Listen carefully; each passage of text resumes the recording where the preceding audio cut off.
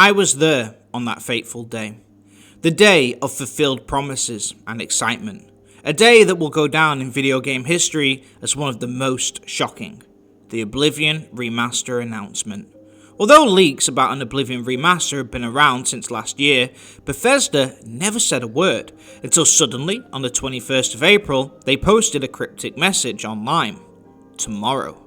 The next day, we all watched in anticipation, waited with bated breath, and then it was confirmed. It wasn't just real, it was out. Now. On Game Pass, day one.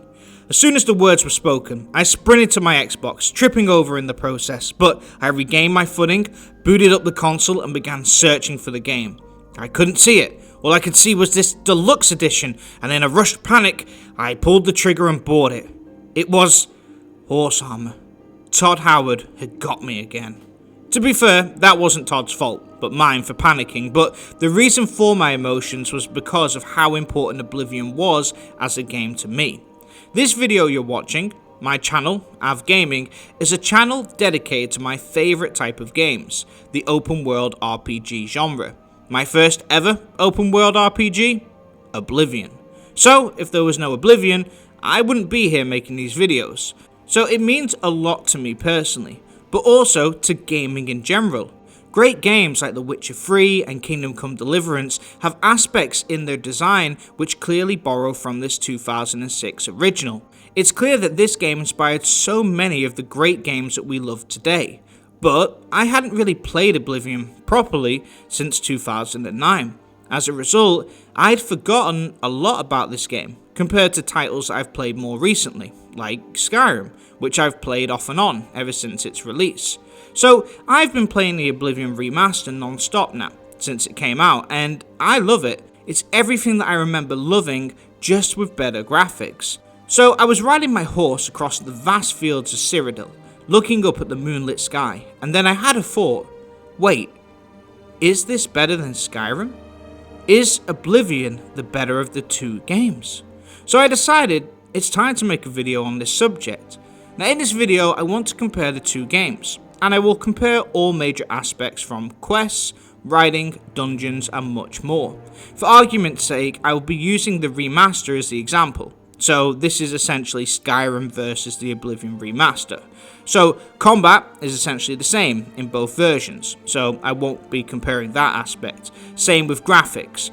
Back in the day, everybody would always say, well, Skyrim looks better and has better graphics, but nowadays it's sort of the other way around. So I'm just going to draw a line through that and call it a tie. But everything else will be compared. So let's get into this, but I do have a favour to ask you, dear viewer. Which is your favourite of the two, and why?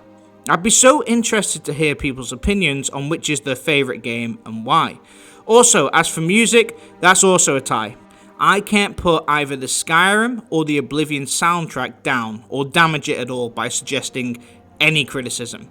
They are both literally two of the best soundtracks in gaming ever. Like, if we had a conversation about the greatest video game orchestral backgrounds, these are probably in my top 2 of all time. I never get tired of hearing Jeremy Soul's melodies.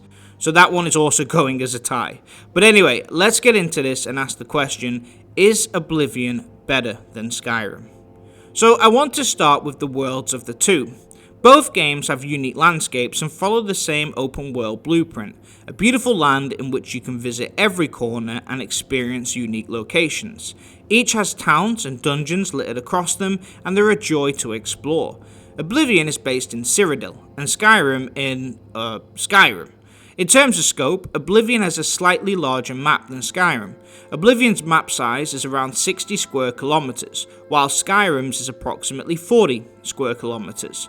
But we've seen many big maps in gaming feel empty, and smaller maps be jam-packed with quality. Oblivion has over 200 dungeons, whereas Skyrim has 198. Each map also contains 9 cities, so in terms of what they offer, they're almost neck and neck. The majority of Skyrim's map is situated in snowy terrain, with vast mountains on the horizon. Although there are some swamplands and other grassy plains, the majority of the map sticks to the same aesthetic. Since Oblivion takes place in Cyrodiil, which is the centre of Tamriel, it has a little bit of every major province within its borders, from the snowy mountains of Skyrim To the swamps of Black Marsh, to the large beautiful forests, Oblivion has so much to offer. So in terms of variety, Oblivion offers more. But one of the major issues with Oblivion is that there was a lot of open space with nothing in between. It felt a little empty in places. Skyrim's map, on the other hand, is jam-packed with content, and every inch feels handcrafted. No space is wasted, and there's so much to find. So overall, if variety is more important to the player, then Oblivion would probably win this one. But if the player prefers a world that sticks to one central theme and feels more deliberately built, then Skyrim would come out on top. For me personally, I felt more connected to Skyrim's world and could explore it for hours, knowing that I will be rewarded for my curiosity, whereas in Oblivion it felt a little more bland. Not to mention, Skyrim has Blackreach, an unforgettable moment in gaming. So both are great open world games, two of the best of all time, but for me personally, I prefer Skyrim's world, only slightly. Now, if you haven't yet played the Oblivion Remaster, due to the price, well, today's video sponsor will help you with that, because this video is sponsored by Instant Gaming, and they save you money on video games. Due to the fact that they get their keys directly from the source, they're able to offer games for far less than retail value. They have over 700,000 reviews on Trustpilot, and they have a 4.7 out of 5-star rating, so they do what they say. For example, you can get the Oblivion Remaster, normally £50, here for just $37.45. Or the game that everyone's raving about, Clair Obscur Expedition 33, for just $25.53. Or Kingdom Come Deliverance 2, one of my personal favourites, normally £60, here for just $38.95. You buy a few games through Instant Gaming, and in the long term, it saves you a lot. That way you can have extra money to get other games. And it's super easy to use. You pick your game, pick your platform, make your purchase, and you get your code. Enter your code in on your preferred system, and voila, there it is, ready to go. So if you want to save some money on video games, whilst also supporting the channel, click on the first link down in the description. And thank you again to Instant Gaming for sponsoring today's video. So next I want to discuss what's in the world, starting with the cities. Now each game offers us 9 major cities to explore, and each of them has their own unique aesthetic. Now in Oblivion, the main cities include Anvil, Bravil, Bruma, Shadenul, Coral, the Imperial City, Kvatch, Leyawiin, and Skingrad. Each of these towns have their own architecture, and each are full of NPCs with unique quests, besides Kvatch. The Imperial City feels huge, with sprawling districts and tons of shops to visit, an arena, and you really feel the hustle and bustle. Anvil is a beautiful seaside town on the coast. Bruma is a Nord town in the snowy mountains, and Bravil is a run-down swampy town which shows signs of neglect. Each town feels unique from one another and has its own design and ambiance. Skyrim's major cities include Dawnstar, Solitude, Windhelm, Markarth, Whiterun, Riften, Falkreath, Winterhold, and Morthal. Now, cities like Whiterun, Solitude, Windhelm, Markarth, and Riften all feel unique and have their own personality. I would argue that these 5 cities are better than most of the cities in Oblivion. It's outside of these 5 where things start to fall down. Morthal, Dawnstar, Falkreath all look really similar to one another and appear to be just a bunch of wooden shacks next to each other. Winterhold doesn't even have that, as outside of the college, the entire town has been burned to the ground and apparently never repaired.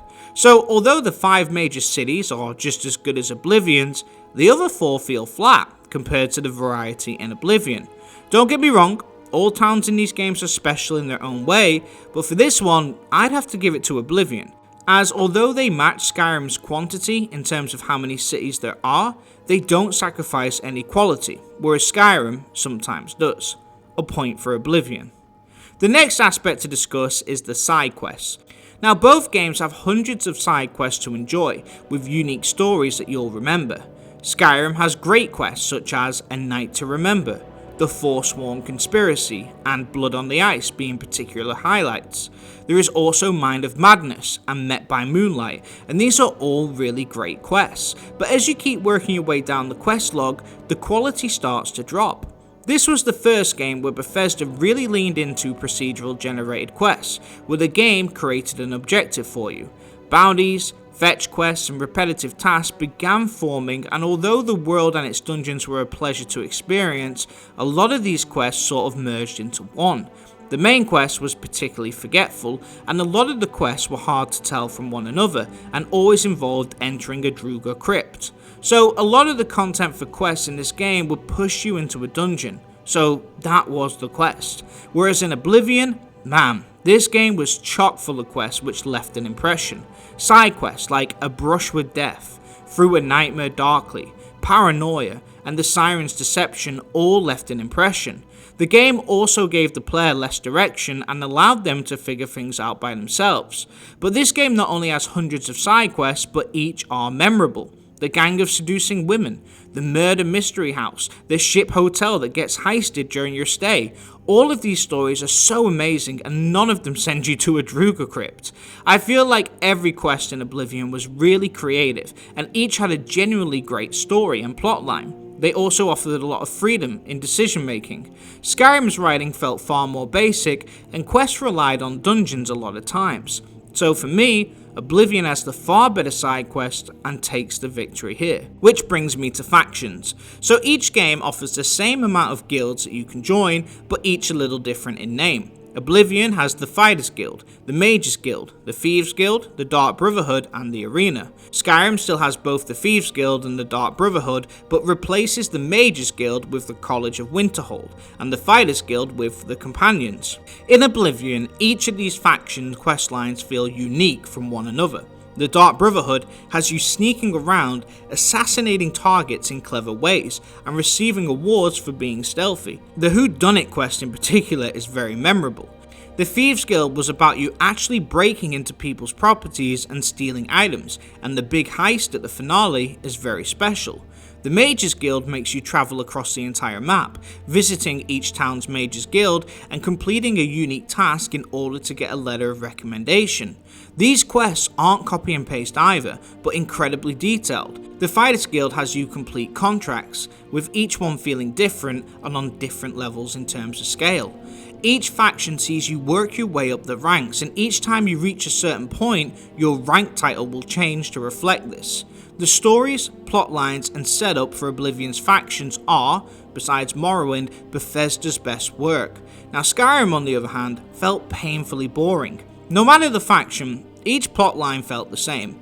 Explore the Druga crypt. The College of Winterhold, based on magic, required no magic. Just go into the dungeon and do the thing. The Thieves Guild mainly included looking for treasure in a Druga crypt. The Companions was about fighting the enemy in a Druga crypt, and even the Dark Brotherhood followed a lot of the same formula. Add to that, you ended up being the leader of all these factions, despite only having been there for all of a day. So, as a result of this design, the factions never really left an impression. Bethesda mainly focused on the Radiant quest for these factions, which never ended and became more bland over time. So, generic contracts for the Dark Brotherhood, generic heist quests for the Thieves Guild, it was just never-ending content. As a result, it's clear to me that Oblivion is miles ahead when it comes to its factions, so as a result, it's a point for Oblivion here. Next is dungeons, and guys, I don't personally think this one's close. Oblivion's dungeons vary between cave, Ayleid ruin, Oblivion gates, or a fort-like interior. That's it. Add to that, each one reuses the same assets and feels exactly the same. The dungeons were built by procedural generation back in 2006, and one person would go over them and try to add some variety, but truth be told, they all felt the same. Dungeons never felt like they had a definitive end, and once you had explored it all and you had to leave the dungeon, you had to walk all the way back to the beginning. I remember when they announced the Oblivion Remaster, I'd hoped that they would have done a lot of work on the dungeons, but they left them exactly the same. To be honest, I never even know if I'm done with a dungeon in this game, because the map won't tell you if you are, and they all look identical for the most part. Skyrim's dungeons are far more superior, as they have more variety, including mines, caves, snowy caves, Dwemer ruins, Druga crypts, and fort designs as well. This is when Bethesda introduced level designers to their team, who specifically focused on designing dungeons and making them all feel unique. As a result, each dungeon told a story, or had a quest tied to it, but mainly they offered a lot more. Each had different layouts, some had puzzles, and all of them had an endpoint, a boss or a big treasure chest, which indicated that you'd finished the dungeon. Not just that, but each had a shortcut back to the beginning, so it was a loop, which was much more convenient, and it gave you the impression that you'd finished it. So Skyrim's dungeons feel like actual dungeons where you're meant to explore, whereas Oblivion's feel more like they were just added as a side feature, which never really got the same attention to detail. So for me, Skyrim takes this prize easily. The magic that you can play with in these games also is much closer than you think. Oblivion is a fan favourite because it allows you to create your own spells from scratch, whereas Skyrim didn't. But on the other hand, Skyrim had a lot of spells available and dragon shouts on top. This one is down to personal preference, so to me, it's a tie. Combat was also more floaty in the original Oblivion, whereas Skyrim's felt more crisp, offering dual wielding and killing animations. Archery was improved as well. Skyrim would take the prize, but due to the remaster improving a lot of this, you could argue they now feel more or less the same. The enemy variety is also neck and neck, but Skyrim was the game that introduced dragons, the Falmer, and the dwarven constructs, not to mention the dragon priests. Oblivion only had a handful of enemies, which were often repeated, whereas Skyrim had more of a wider selection. So for enemy design and variety, Skyrim would take a point here. And then finally we have the user interface and leveling. First of all, the original Oblivion's leveling design was considered one of the game's weakest elements. The remaster fixed some of the major problems, but overall it does feel a bit more simplistic in its design. In the original Oblivion, players would be tasked with leveling up their major skills a specific number of times before resting, resulting in a level boost and increasing their attributes. In the same vein as Skyrim, the Oblivion Remaster now gives players XP for all skill lines. Unfortunately, the original's world scale features still exist in the remaster, where enemies scale to your level. As a result of this design, it's well known that the game is easiest when you're level 1, as when you level up, enemies scale, and the game actually gets harder. Bruce Nesmith even came out and said leaving it like this was a mistake. Mods have come out to fix it, but it's still in the base game. Skyrim, on the other hand, has a much easier to understand leveling system, where you can invest perk points into skills that you want to upgrade.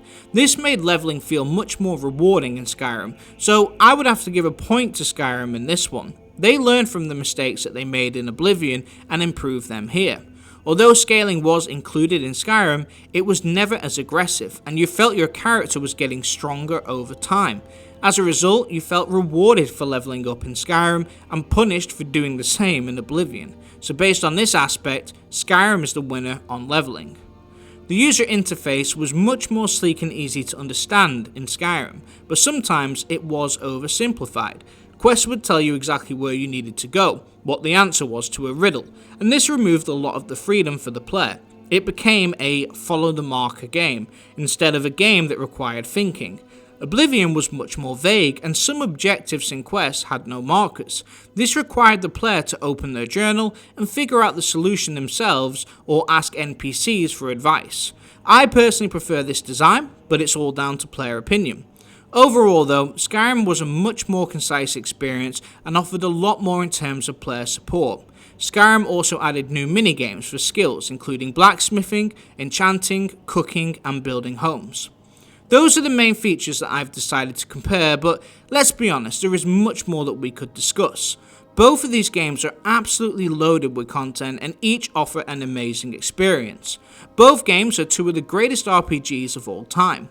Skyrim released in 2011 and is still relevant today. Oblivion released in 2006 and released a remaster in 2025 and instantly was able to compete with games of today. So no matter which game you prefer, each is a very special game and online scores reflect this. Both are incredible. So for me personally, the score comes out just a little bit in Skyrim's favour, and I think that's about right. Skyrim is an amazing game, but so is Oblivion. Although both are incredible, Skyrim to me is the slightly better game because of its dungeons, its world, and the amount that there is to discover. It lacks in writing, factions and quest design, but as an entire package, it's clear Bethesda took the Oblivion formula, stayed true to it, but just tweaked it slightly and improved in many ways. Now both are amazing games, two of the greatest RPGs ever made, but for me personally, Skyrim just about edges out Oblivion.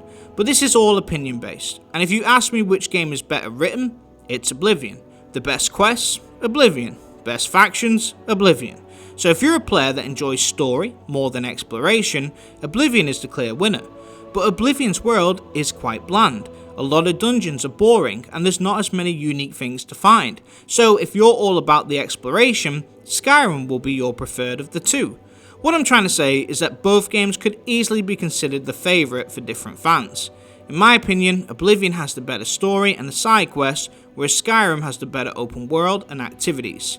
Each one has its strengths and each its weaknesses. But no matter which you prefer, the bottom line is, they're both amazing. I have put countless hours into both games, and if someone asked me which one should I play, my answer would always be both. Both are similar enough to each other in that they are special open world RPGs, but both are different enough that they don't cancel each other out. We're lucky that we as gamers can debate these two games in the same year that Kingdom Come Deliverance 2, Tainted Grail, and other great RPGs come out too. Either of these games could be the winner, but the real winner is us, the players.